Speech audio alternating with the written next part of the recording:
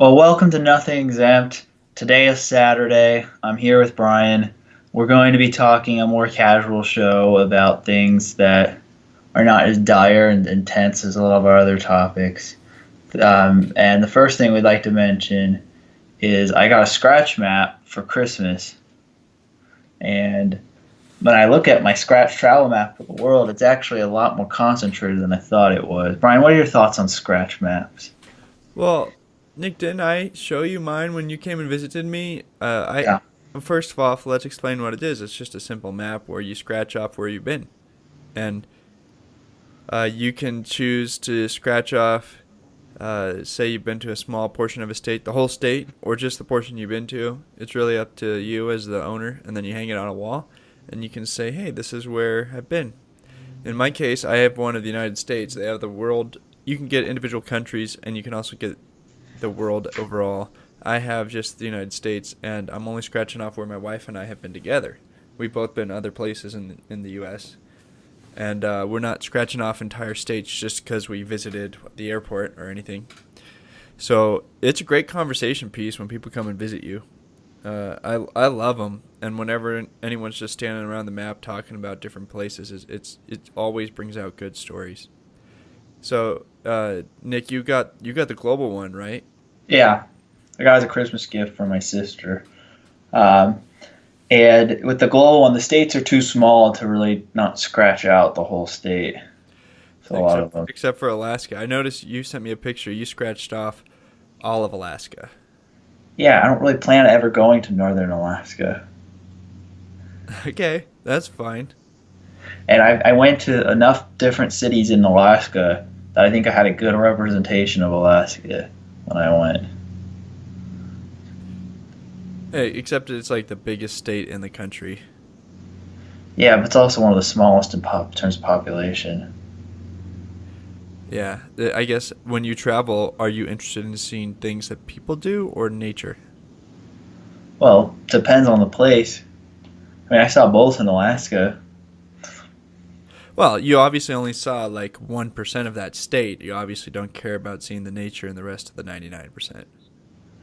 Yeah, we went to Denali National Park, and I saw the Glacier Bay, where the glaciers crack in Alaska. Went to Juneau. I went to a few other places along the coast, and I went to Anchorage and some random forest in the middle of Alaska. If I was going to go there, I would love to someday get to go Dall sheep hunting, ram hunt, mountain goat hunting, Kodiak hunting, like salmon fishing, all those like wonderful experiences that are like lifetime trips that cost a ton of money. That'd be really fun to go do. Yeah, I mean, I went when I was 16 years old, so I didn't really have the chance to do all that stuff. Well, you did. You just went with family who has no interest in it. Yeah. So as far as scratch off maps go, uh, has that revealed like any places that you want to go, like because you just want to scratch it off? Like you're like, oh, I haven't been over in this area. Well, I mean, New Zealand and Australia, and maybe North America. You said maybe what? More of South America. I'll link the picture that you took in the show notes. Yeah, and that's an old picture. I forgot to scratch the part of India I went to. So maybe I should send a more current one. Yeah, I also noticed that when you can go on an expensive trip and see an entire country, but if it's Fiji or Trinidad and Tobago, it doesn't really show up on the map. Like it's such a small little speck. Like man, I spent 5 grand on that trip and I don't get to uncover very much. Well, I mean, with Barbados, like I've been, that's the Caribbean island I've gone to, and if you look at the map, you don't even notice that it's scratched off. That's exactly my point, Nick. You're making it for me. Yeah, I mean, it's easy relatively to scratch off because it's not, it's a little bit east of the rest of the Leeward Islands, but it's still, you won't really notice it.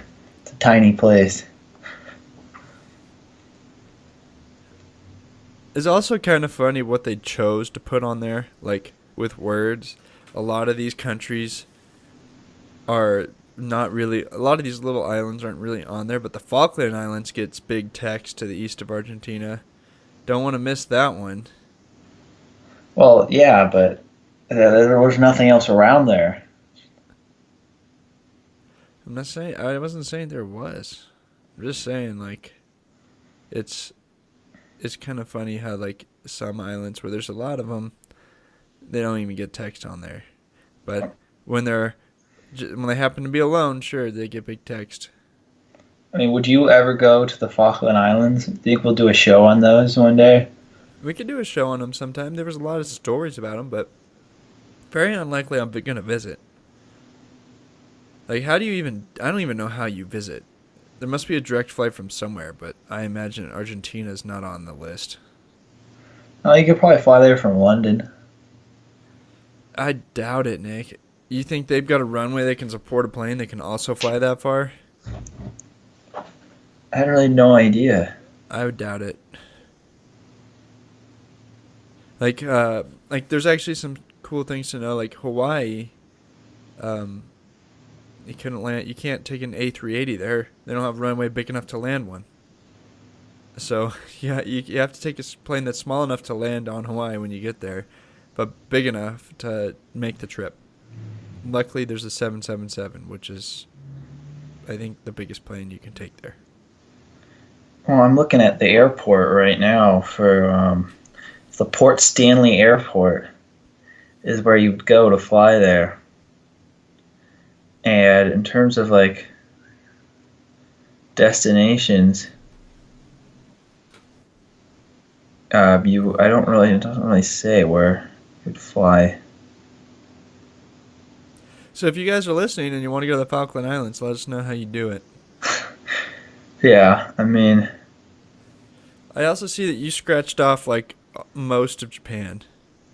yeah, I went to two different parts of Japan, to Tokyo, and I went to the Nagano Prefecture, which is kind of in the interior of the main island. And and when did you go to southern China? I've been there twice. I went to Hong Kong and Macau in 2012. So you took off like a California-sized chunk of China because you went there? Yeah, because I want to scratch off the name, You want to scratch off what? the whole city name of Hong Kong, Okay. and yeah, I'm not really sure if I'll go back to China. I probably won't. But That's one of those places where there's a high likelihood that there's some kind of political thing where I get held just because Trump said something to Xi or something. Like, I don't need that risk of staying in China for the next 10 years. yeah, No there's a thanks. chance of Cold War 2.0. And I don't know what the risk of paranoia is there, but it. I'm not doing it, so I mean, I don't think whatever. that's enough of a reason to not go to China on its own merit. But yeah, I mean, there's a lot of other places I would like to go before I go back to China, or really back to Asia generally. Uh, Well, there's still so many places in America I want to go before I go spend money out to go other places. There's dozens of places that I've never been that are still high on my list inside of America. and where would that be? I've never been to Tennessee. Go see Memphis, Motown, New Orleans, the whole state of Florida. There's so much in Florida that I've never been to that I would love to see. The Northeast, I've never been to New York City. I've never been to Boston or Massachusetts or Maine, New Hampshire, and the Great Lakes. Never been on any of the things around the Great Lakes, Canada or the states or surrounding them. Actually, I've been to Chicago, if that counts for having seen the Great Lakes, like barely. That counts. Yeah, I saw them from the Willits Tower, so I've seen 20 miles of Great Lakes, but there's those are all places that are high on the list that would require weeks of vacations to go see, and I'll probably knock those out while I've got kids. Yeah, I mean, I've seen the only really places I have gone to a lot of the U.S. I'd still like to see a little bit more of the Midwest, I haven't, such as Michigan, and then maybe I'd want to visit New Orleans. I guess that's really about it. I mean, I'd like to ideally go to all the states and Yellowstone National Park as well. But the only really places that I'd be satisfied if the only other new trip in the U.S. I went to were Yellowstone and New Orleans. And as far as international trips go, like I would love to go on a cruise through the Mediterranean and looking at all of the ancient Roman history. Maybe when my kids are old enough to remember it, it can be their history for the year. Like we go on a 6 week trip. Like this assumes like somehow I can afford this, but go see Constantinople, Tunisia, all of the different places in the Mediterranean and islands that have all this Roman history that you could just say this is your ancient and do Greece too. Do like this is the year of ancient history for everybody. Like that'd be a sweet homeschool thing to do. Well, yeah, I mean, there's a lot of ancient history. I mean, you could probably just do it all in Italy and Turkey, because those are, and Greece, those are where they have the most concentration. Yeah, and Israel and Egypt. There's all these wonderful places that you could go to for history. But until that date, when I can afford to do something like that kind of extravagant trip, I'll do a bunch of short trips around the country. Yeah, And then as far as convenient places to go that are international, like I live in Denver and there's a lot of nonstop cheap flights to Central America, Belize, Cancun, all of the Caribbean islands minus Cuba. So Jamaica and like the Bahamas, all of those places have fairly inexpensive round trip nonstop flights from where I live. Those are probably higher up on the list for affordability reasons. I mean, they're cheaper than Hawaii. yeah. While we were talking, I looked up how to get to the Falkland Islands on a plane. It's very difficult, actually. You have to, from LAX, which is where my reference point is, you'd have to fly from Los Angeles to Mexico City to Santiago to Punta Arenas, which is in the southernmost part of Chile, that's closest to the Falkland Islands. Then from there to the Falkland Islands. How many hours does it say it would take? Like 48? 23. That's amazing. You can do that in 23. Plus time zone changes. So it'd probably be about 28, 29 if you include that. Yeah, but 23 to get on 4 planes is non-stop, man. That'd be hard. Yeah, that's a difficult flight. Like when I went to Santiago, I did it from San Francisco to Miami to Santiago. How many hours was that? I don't remember. But was It's it like a about, full day? yeah, it was about 6 hours to get across the country, and then it's about 10 hours to get down to South America. And there's That's layovers in between. that's the other thing when you're not rich, like you're rich enough to do the trip, but you're not like rich enough to take first class. Man, being in coach on a 20-hour trip, like when I went to Australia, you just put your body through so much. Like it's such a ordeal, I especially when mean, you're tall. I don't really get sick that much, but every time I get like bedridden type sick is if I fly for a lot of hours on a plane and do it coach. I think the most ill I ever got really in my adult life was when I flew home from India. Because you gave up like 2 days of your life and it was awful. Yeah, I mean that's a very long flight. You go from New Delhi to New York to Los Angeles, and you don't sleep the whole way. And India's kind of like not the most sanitary country in the world, and then you get home and you're like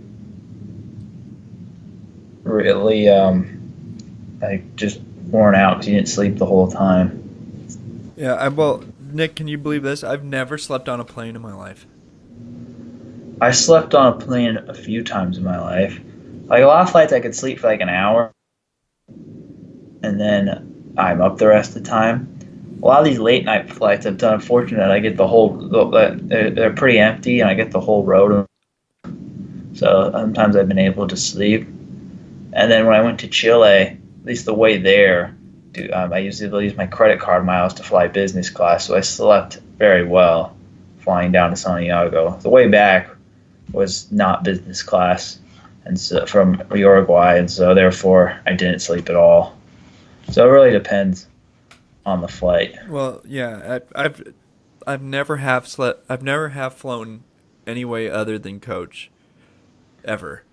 But uh, when I went to Australia, I think I was up without sleeping for like 36 hours.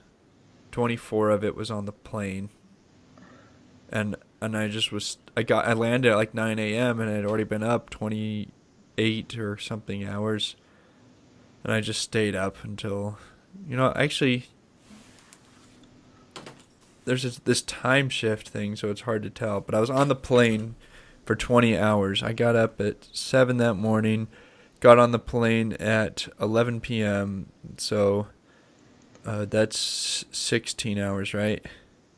Yeah. The thing is that it kind of just reminds me of the India trip, though. It's kind of a similar dynamic. Like when it comes to business class, if you if it's not that much, if it's less than double the ticket price, and you're flying at least to another continent, it is worth it. Yeah, unless you don't have the money. You don't have any way to do it. I mean, I haven't really done it that much, but I know a lot of older members of my family who will not cross an ocean if it's not on business class. I think it's a product of age too. If you're in your 20s, you'll probably be fine. But if you're like 60, you should not be flying across an ocean in coach if you don't have to. So I finally, this might be the first time I've ever added it up. I was awake for 47 hours nonstop. Yeah, that's not good when you're 65. No, which means I probably just won't travel unless I run into some kind of success. Because I went, like, when I have to buy 4 tickets, I don't quite yet. My second child is under 2, so when he turns 2 and I have to buy 4 tickets, it's just not going to be affordable to do anything else. Oh, I mean, yeah. You just fly closer places. Or you can probably still do coach when you're, again, I'm talking about when you're like much older. Like, I'd say if you're under 50, you probably can handle it. It's just not the most comfortable experience. But, Or the other trick, I mean, just don't do long flights. Like when we came back, we had a layover in Fiji because it didn't cost an extra dollar to stop there for airfare. Like it flew right over it.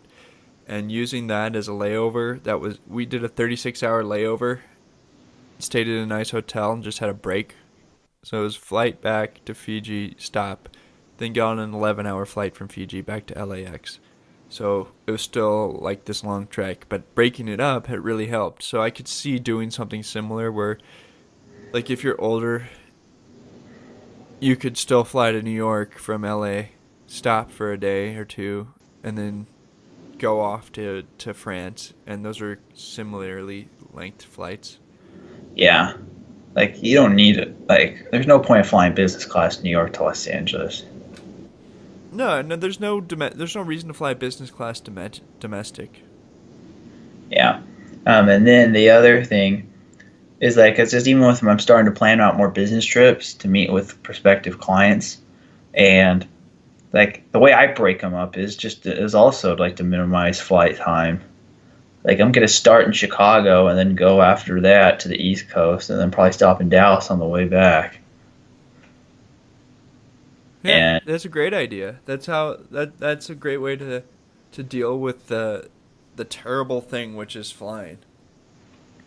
yeah, I mean that it And just saves. which brings me down the road to another point, Nick. There's multiple companies right now. There's like at least a dozen companies that are talking about building supersonic aircraft. As far as serious companies, I think there's like two or three, but there's a real possibility that there is commercial supersonic aircraft again. It's about time. What would it have to cost? Well, there's a huge amount of trouble making that happen, and the FAA wouldn't let the Concorde fly supersonic over ground. And there's a lot of noise restrictions on the way they could land and take off from a lot of airports because it was a loud plane. And noise restrictions are a big deal in aircraft. So I would not hold my breath for it to happen in like the next decade. But there's a small chance it happens again. And what would it have to cost on a comparison basis to flying business class? Because it's going to be a business class or more expensive seat, period. So comparing business class to supersonic flight, what would the price differential have to be? Time is money. I'd rather fly in a coach seat on a supersonic flight than... Nick, nobody's talking about making a supersonic aircraft with coach seats. Okay. Like, that's not going to happen. So you got to compare business class or first class to supersonic. How much extra would you pay? Because they're probably thinking like double the price of first class will get you a supersonic seat. It won't be luxurious, but it'll be faster. Really depends how fast I need to get someplace. Like if I'm like a big time CEO and I have to be somewhere because there's like an emergency for my company, then yeah. But if business class or regular business class ticket is cheaper and it has the fold out bed and everything, I can just fly on that and sleep and wake up the next day. This also saves me a night on a hotel. Right, but if you're flying back and a business class seat is going to be 5 hours and you land at 2 a.m. after your meeting, you leave New York City at 5 and you get home at like 2 or 3 in the morning, it's going to be a red eye. Your other option is you take supersonic and it takes 2.5 hours, half the time, and you're home in bed by midnight. Like, would you pay an extra $500 for that pleasure? At this current stage of my career, no. Maybe if I was more, maybe as I get my business improves, that's a possibility. Oh, I could totally see me wanting to do that, and then but it will come down every time to like what's the bottom line on what can I afford, because I would trade convenience for money if I can. Like, if I'm not sacrificing my retirement or my healthcare or my kids' college and I have this financial freedom, I would totally do that every time. So I think there is a market for rich people to be able to afford supersonic. But if you're still listening to this thinking, oh man, I would love to be able to travel fast, yeah, you're going to have to be rich first, because there's nobody making any plans for subsonic coach seats. You need supersonic coach seats. There's supersonic coach seats. Regular travel is going to be way cheaper forever. Like, subsonic travel is just going to be way cheaper. It's expensive to build, maintain, and the cost per mile seat in gasoline is always going to be really high to stay above Mach 1. So don't ever think that you're ever going to get a deal and it's ever going to be fast like that. It's more realistic than... Elon Musk had here, we're going to travel around the world in rockets. You're going to go out to your rocket and then zoom around the world and then land in your rocket. And yeah, that's a bigger fairy tale. At least there's companies actually building supersonic aircraft prototypes.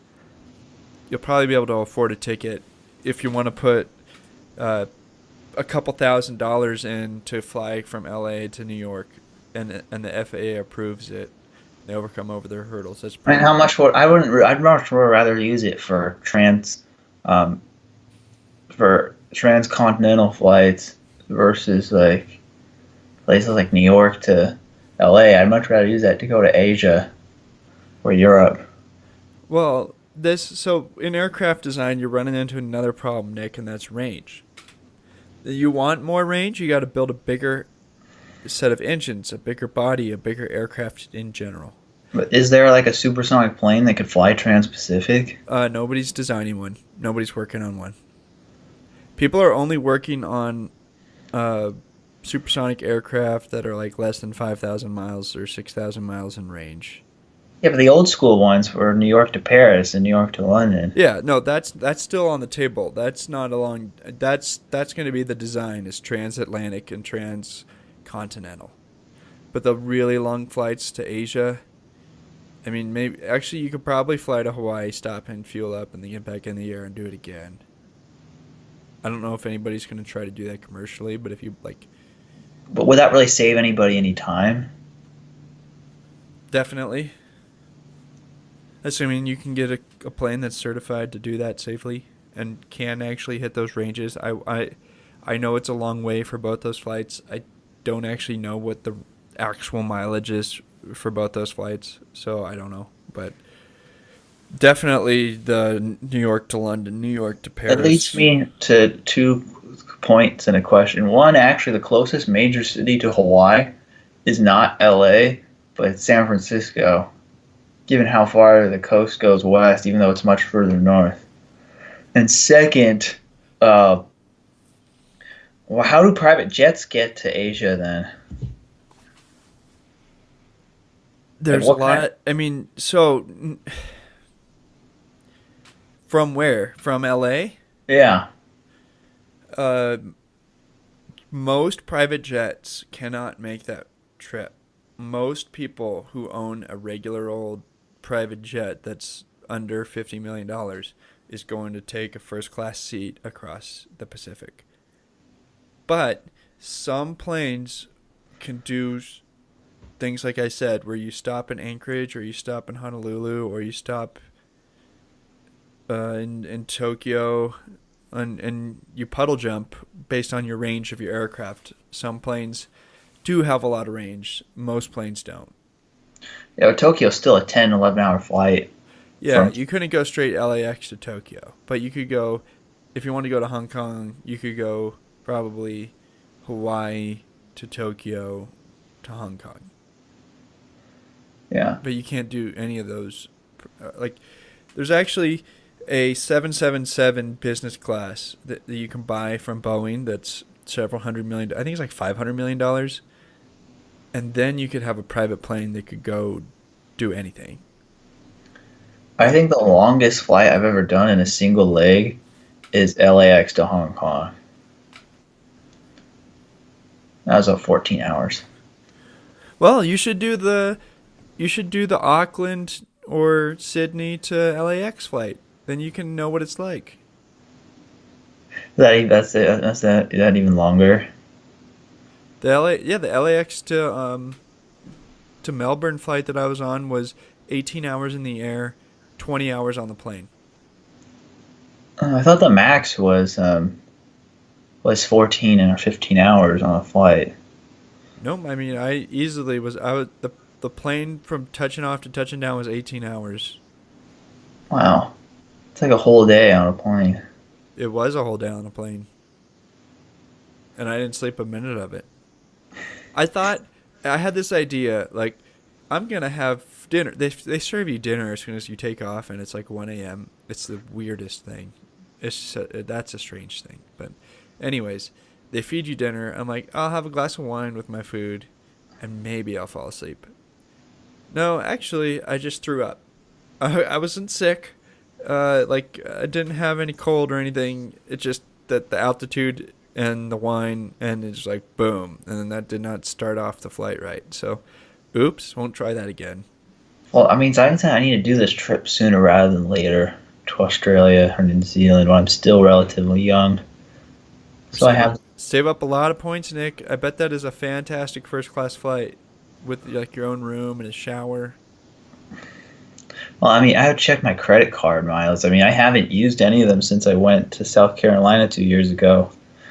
And maybe I have enough points to get down there. I use those to go to my trip um, to South America as well. That's how I was able to do that. But yeah, it's a much longer trip. Yeah, maybe that's what I'll do for New Year's. Okay, well, if you as a listener have some suggestions for us on what we should do, or some stories on how you traveled a longer trip than me, or whatever, or show me a picture of your scratch map, post it on reddit.com/nothingexempt, or reach out to us at Twitter at nothingexempt. And if you've been listening to this show for a while and you haven't reviewed us on iTunes, we'd appreciate it if you did so. Every review counts. And we've had a lot of really good reviews from people we don't know, and I appreciate it. If you're listening to this, you've already done that. Thank you. Yeah, you're welcome. Did you want to say anything about award shows? Because you said you wanted to talk about those on this episode, or we'll leave that for another time. Nick, I wasn't saying thank you to you. You told me you're welcome. Did you write like 14 anonymous reviews on our iTunes? Is that what you're admitting to? No, I haven't written any reviews. Oh, okay. That was just you said you're welcome on accident. Yeah, we're at now. I told friends to write 3. Oh, you told friends to write 3? Okay, well, that's not right. But anyways, I mean, they still had to voluntarily take their time to do it. okay, so there goes all the legitimacy of our reviews, whatever. Okay, so I don't think we need to talk about award shows. We had a really good long conversation already, and maybe we can do that for the next one. But we reserve the right, as always, to change our mind and talk about whatever we want next time. So thanks for listening. It was a great time. We'll talk to you soon.